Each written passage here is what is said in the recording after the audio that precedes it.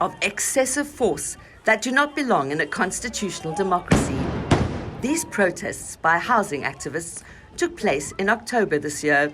They were in response to the City of Cape Town's approval on September the 29th of a new unlawful occupation bylaw and amendments to the Unlawful Occupation and Streets, Public Places and Prevention of Noise Nuisances bylaw of 2007. These laws are known simply as the Streets bylaws. They provide for the following. People found sleeping in a public place without authority are first issued with a compliance notice. They will be offered alternative shelter. If they refuse the offer of alternative shelter, they will be fined and face arrest. They're trying to scare people into accepting the offers of shelter that they currently have. These offers don't work for at least 71% of the street-based people in Cape Town. The Streets bylaw also empowers officials to remove dwellings without a court order, to decide if the structure constitutes a home, to decide which informal settlements will receive services, to conduct searches without a warrant, to impound people's belongings and compel property owners to prevent unlawful occupation. The City of Cape Town denies the bylaws criminalise the homeless. It insists the city is humanitarian and committed to assisting the homeless to leave the streets and reintegrate with their families and communities. Before you are issued with a pre-compliance notice, a compliance notice, a fine, before any of that happens, what needs to happen? You must be offered access to a shelter. You have the choice to accept access into a shelter or in a safe space. Our social development street people team have at least 6 engagements with homeless communities, with homeless individuals, long before our uniformed officials come into play here. It also claims that there are sufficient shelters to accommodate the homeless, as well as comprehensive programs to assist with rehabilitation and reintegration. Our social development teams do a number of things. They identify vulnerable homeless communities, they engage with these vulnerable individuals, they establish relationships with these individuals, hoping to appeal for them to access a social development support. But street people and human rights lobbyists say that the homeless can only access these services if they agree to go to a shelter or a safe space, regardless of the conditions there. They also accuse the city of pandering to the more wealthy constituents who associate grime with crime and for whom the city's poor have become an eyesore, causing a depreciation in property values. And they accuse the city of breaking its own laws even during the lockdown. Under the Disaster Management Act, the city was prohibited from enforcing evictions, but this did not prevent it from pushing for a moratorium on evictions to be lifted and from demolishing illegal structures. The city has been breaking the moratorium on evictions, even during the height of COVID, which was level 5 and level 4. This footage shows the humiliating assault on Bulelani Kolani, who was dragged naked from the illegal structure he had erected on private land in Khayelitsha during 2020, at the height of the lockdown. I'm feeling so bad. That's why City of Cape Town, back. I'm coming back, my dignity. I want to come back, my dignity. Subsequently, the Human Rights Commission, the Housing Forum and the victim went to the Cape Town High Court. They were granted an interim interdict prohibiting the City of Cape Town from conducting evictions during the state of disaster. The court further prohibited the use of excessive force or the confiscation of personal belongings. But the city has recently appealed the court's findings. It did indicate, who the DA actually works for, because we then warned that should the regulations be relaxed and should this moratorium be uplifted, we will be faced with a homelessness crisis like we have never seen before. On the 23rd of August, a month before the amended bylaws were approved, the city's law enforcement officers pounced on a group of Greenpoint street dwellers who had set up what is now known as Tent City alongside the Greenpoint tennis courts. Their tents were dismantled and confiscated, along with ID documents and personal belongings. For me, it's not nice because that thing, what happened that time, is start happening now again, but they only take us away by like the close our eyes. You understand? But We don't have rights like that. But we don't have rights. But they're gonna do it again. 21 occupants launched an urgent application at the Cape Town High Court, challenging the legality of the eviction and demanding the return of their property. Judgment has been reserved. The city, in terms of its own internal policy, said that during lockdown, no tents shall be removed. And this is now, obviously, in addition to the arguments we made about the Constitution, about the PI Act, the Prevention of Illegal Eviction Act, and about the lockdown regulations, which were issued in terms of the Disaster Management Act. The main issue of our clients were that they were not able to rebuild their homes. Yet again, before the amended bylaw was approved, on Sunday the 19th of September, law enforcement converged on a parking lot in District 6, dismantled structures and confiscated the personal belongings of a group of street dwellers without providing a court order authorizing the eviction. The court ordered that the city's actions were unlawful. The Cape Town High Court subsequently ruled that the City of Cape Town cannot use bylaws to violate the Constitution's Bill of Rights. The eviction was therefore unlawful, and the city was ordered to return the confiscated belongings to the street dwellers. But the city has appealed against this ruling as well. So in any judgment that doesn't go their favor, they appeal it. And people must also remember that they're using ratepayers' money to fund all this litigation. In recent years, homeless people have increased their challenges against fines and evictions. For example, in September 2019, Karen Gelderblom, who had been homeless for 8 years, was fined 500 Rand for littering. Together with 6 other applicants, she succeeded in getting an interim interdict against the city, preventing the city from issuing fines and confiscating street dwellers' property. In March this year, law firm Indifuna Ukwazi applied to both the High Court and the Equality Court to challenge the constitutionality of the city street and waste management bylaws. We went to court the first time in September and we got that interdict. You know how powerful I felt it. It was so important for us to tell our story. I went the whole of Cape Town. I walked to every homeless community. I walked and I gave them, and I told them make copies, and if law enforcement come, do this, because people need to know that we are the human beings. I never asked anybody for something. A self-taught jewellery designer who has sold her wares all over the city, Gelderblom's stock, ID and documents were also confiscated. Her belongings have never been returned, but she's no stranger to insults, assaults and arrests. Whenever they told me I needed rights, whenever they treated me like I was nothing, whenever these young law enforcement Power Rangers would come and they would come with their profanity and their abusive ways, I would feel like, here they slipping me again.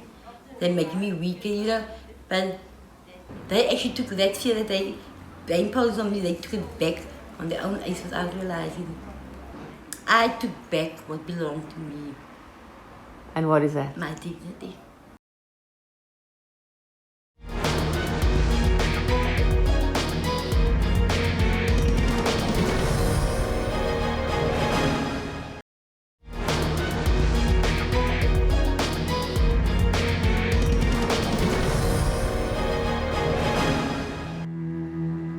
The COVID-19 pandemic and lockdown has had a devastating effect on all sectors of society, swelling the ranks of the homeless even among the middle class.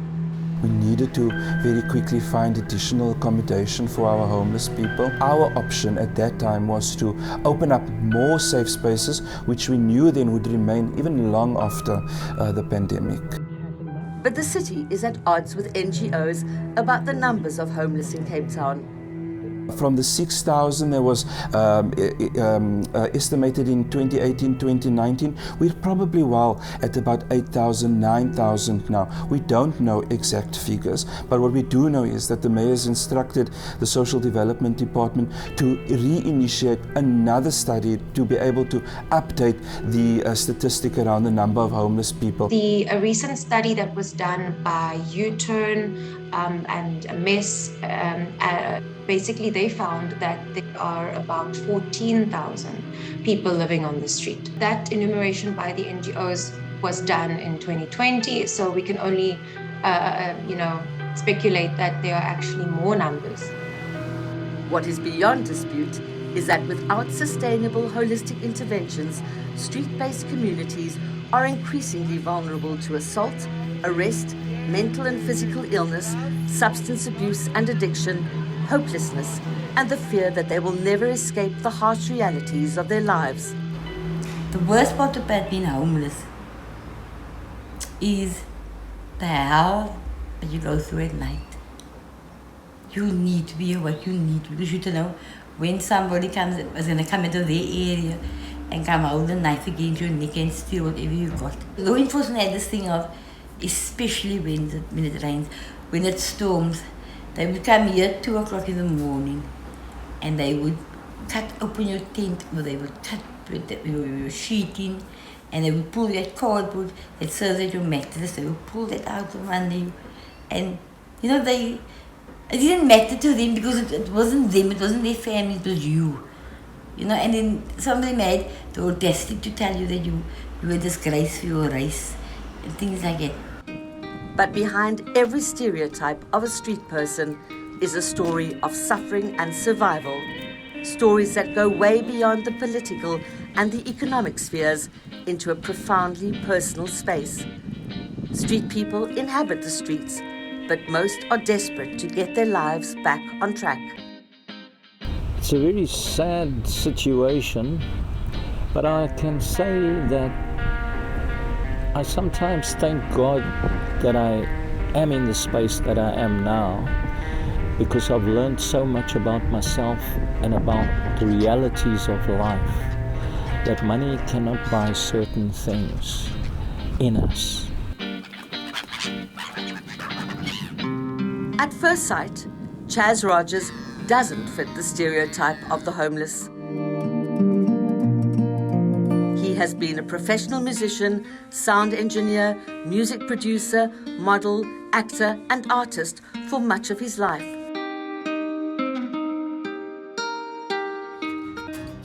But for the past 2 years, he has been living on the streets.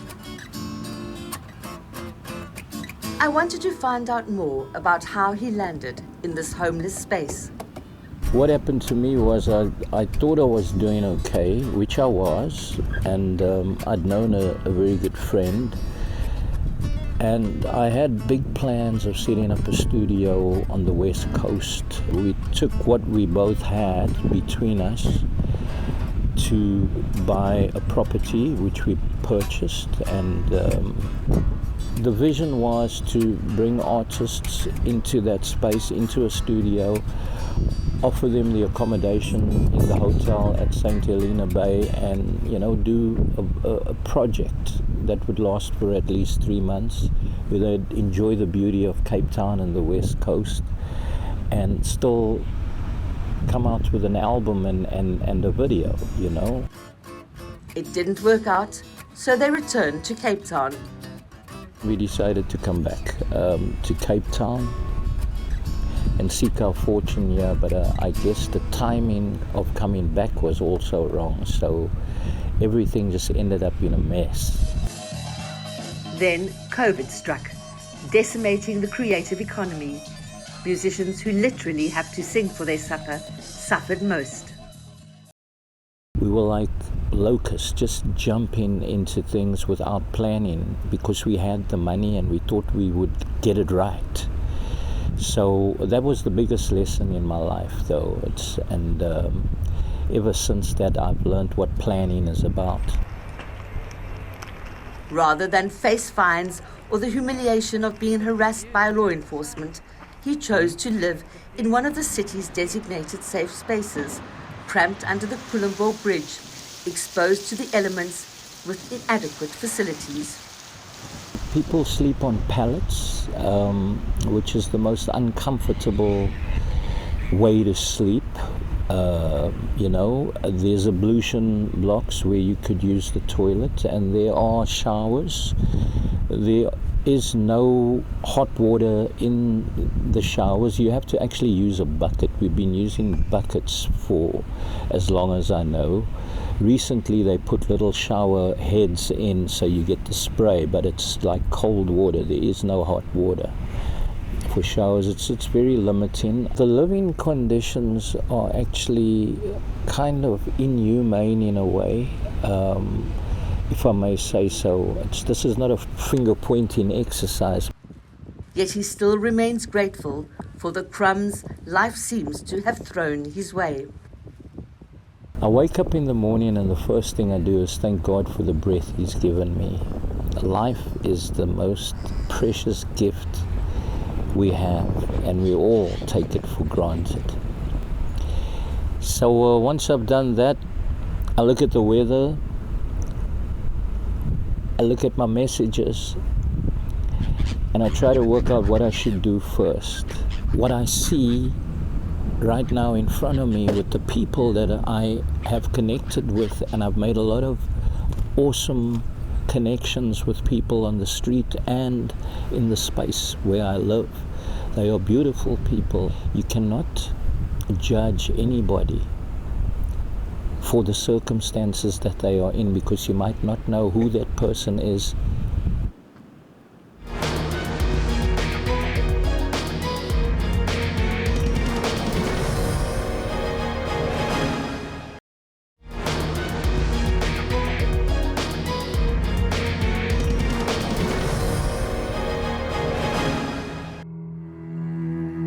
The crisis of homelessness is not unique to Cape Town nor South Africa.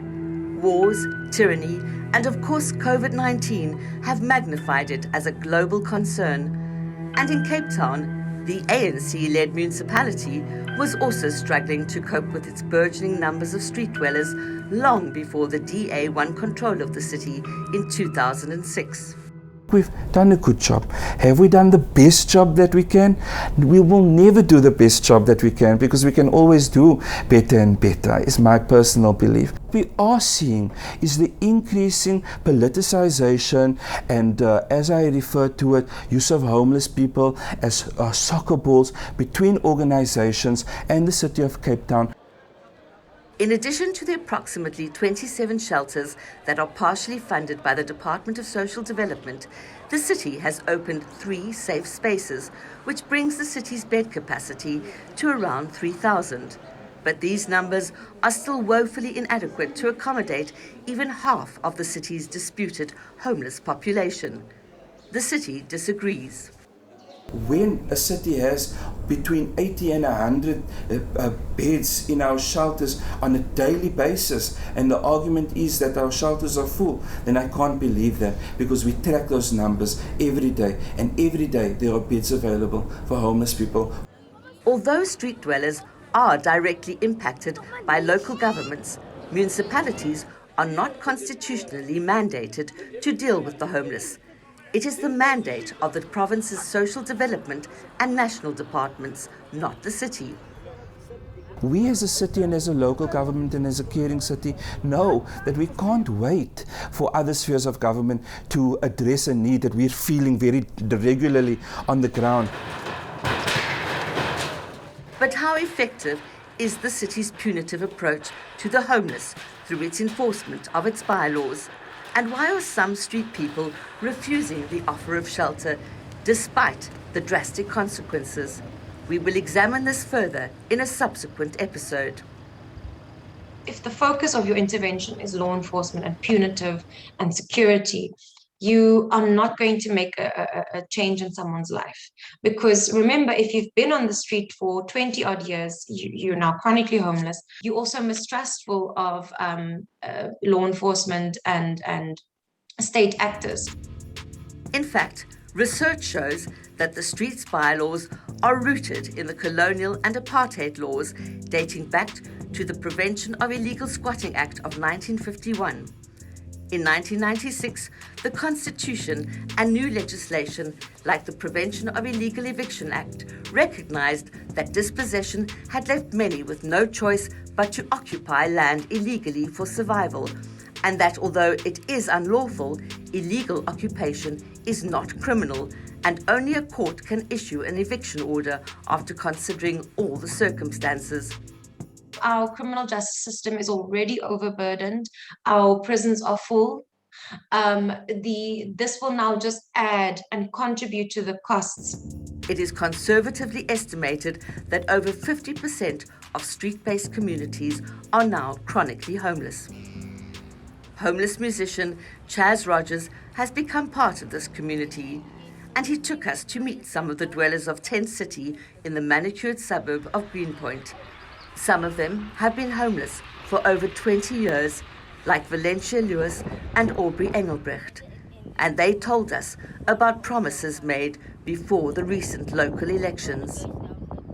Hello, and the new like Mayor Marcus, and they took all our names inside. We were 22 people, our names in some of them they had the ID numbers.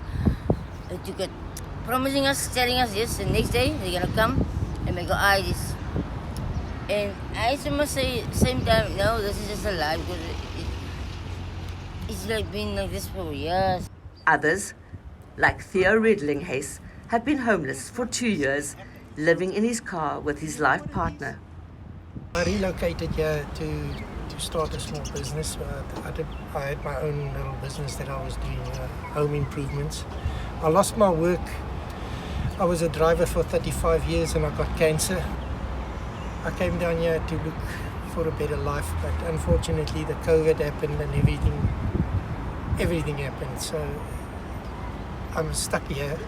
Unfortunately my car also broke down,